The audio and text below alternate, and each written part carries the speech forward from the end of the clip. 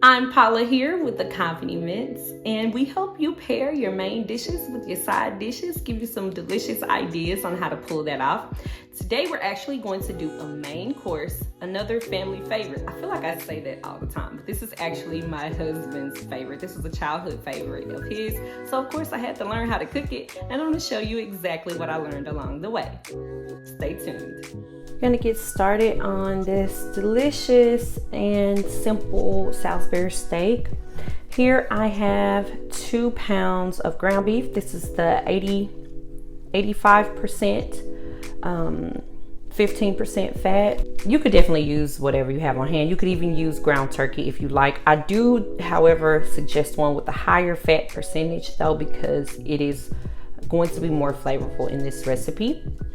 So I'm gonna go ahead and get started by beating a couple of eggs in here. Also, I want to make a note that I have allowed both the egg as well as the ground beef to come to room temperature. This will just help so that the flavors can blend together without having to overmix this too much. You definitely don't want a tight, hard, dry piece of Salisbury steak. Now, this is a good alternative to like a meatloaf, or just to kind of switch things up if you want. I got all my seasonings here. They'll be listed below. One important I will mention here is the dry mustard in here. That's what kind of gives it that and along with the sauce gives it that Salisbury steak flavor. That way you know it is different from a meatloaf. Okay, got some salt in here. Now remember, I am feeding a family of 8, so you can always scale this down to fit your family size, or you can also just go ahead and make the full batch of this, put it in patties and freeze half of it, and this will be a delicious, easy weeknight meal or lunch for you. Now here I have some browning seasoning, and this is actually just for the color. I want the color in here to be that rich brown color of Salisbury steak that we know and love. Here I have some Worcestershire sauce going in, but like I said, don't worry about the measurements, they'll all be listed. I also have some chili sauce here. Now you could use ketchup. This to me has more flavor in the recipe, but also one of my daughters does not like ketchup and can actually taste it in the recipe, so I'll go ahead and omit it. Let's get this poured out. Now I'm just going to give this a gentle mix before I add in my breadcrumbs. Again, make sure you do not overmix. Whenever we're dealing with like a meatloaf or something like this, just gently blend those flavors together. And again, that will be easy to do if you let the meat take the chill off. Just gonna toss in the breadcrumbs. I'm sorry guys, this rooster really wants to be in this video. Okay, I'm just gonna gently fold them in.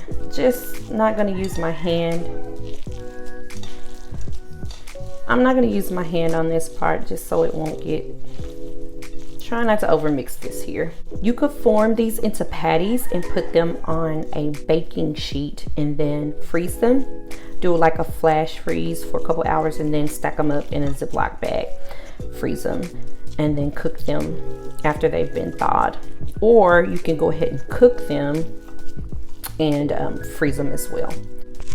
This has been mixed around pretty well. Now what I'm actually going to do is just put some plastic wrap over this and let it sit for about an hour. I want all of those flavors to go through every bite. So I'll be back after this has sit for a while. This has been resting for about an hour and a half, maybe longer. I went on doing something else, but now we're gonna go ahead and form this into patties and get this cooked up. Now I am just kind of gonna try to score these to see if, just try to make them as evenly as I can. So do it in half and then half again, and then out of each fourth I'm going to try to get 2 patties. So you can shape these in whatever shape you like. I know I try to differentiate them a little bit because I do hamburger steaks too, which are kind of like this. But for the hamburger steaks, I usually leave round, and then the Salisbury steak, I'll actually do more of an oval shape. I know when we were younger, the little TV dinners we used to have, they were kind of shaped like an oval shape too, but kind of flat too. I'm not gonna try to fuss with it too much though. So I'm gonna do about this shape. I do kind of want to get them a little bit flat. You can see the thickness, just so that it'll cook quicker and more evenly. But I'll keep shaping these up, and then we'll go ahead and get the gravy for this started.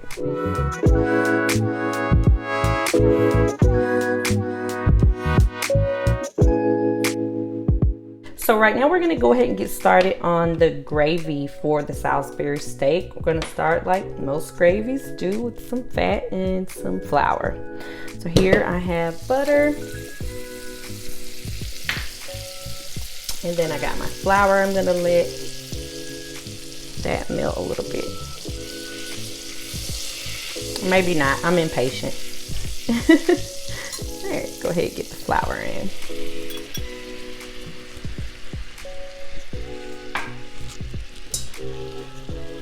Now we make a lot of gravy in this one because it's gonna cook for a little bit in the gravy, but also of course we wanna pour that gravy on top, and also have enough to go over some mashed potatoes. Now some other ideas that you could serve alongside with Salisbury steak, of course, besides the classic mashed potatoes, definitely some rice. Rice would be really, really good to, again, catch some of this gravy.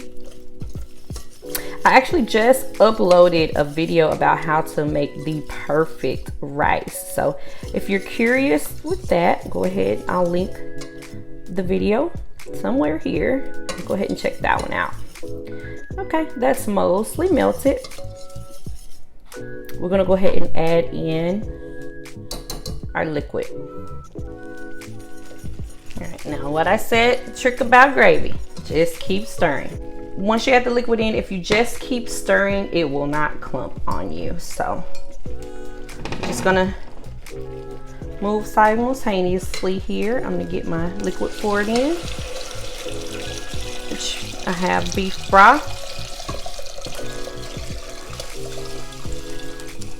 I'm waiting on this to come up. Now, as you can see, we're not at the color yet, Salisbury steak. Don't worry about it, we're getting it in now. So here I have some Worcestershire sauce. I have some onion powder. Now I know a lot of recipes will dice the onion and also saute it. I have a kid who does not really care for onions. So we just kind of leave this one with the onion flavor and not necessarily the bite of it. Still very, very delicious. But right here we got some of that chili sauce going in. Again, you could substitute ketchup if you like.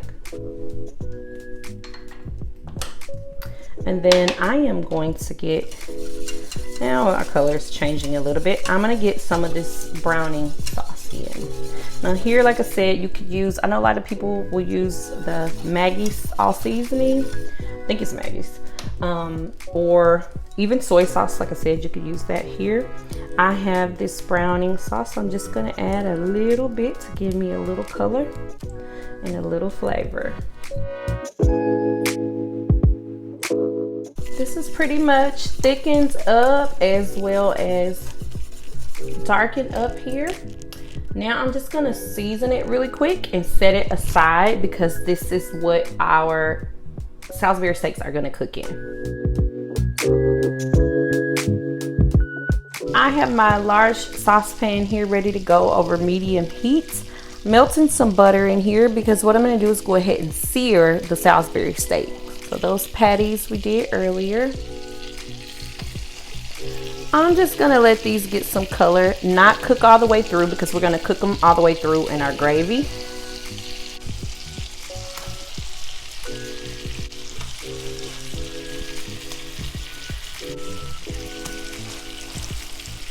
So I'm gonna cook these a couple minutes on each side just till it gets brown, and then we'll pour over the gravy and cook it until it's cooked all the way through.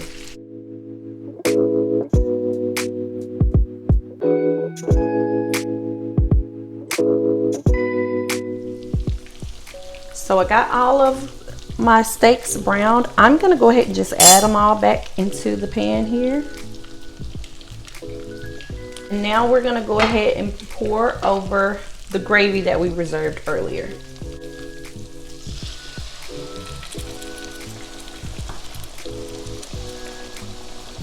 I'm gonna put a lid on it.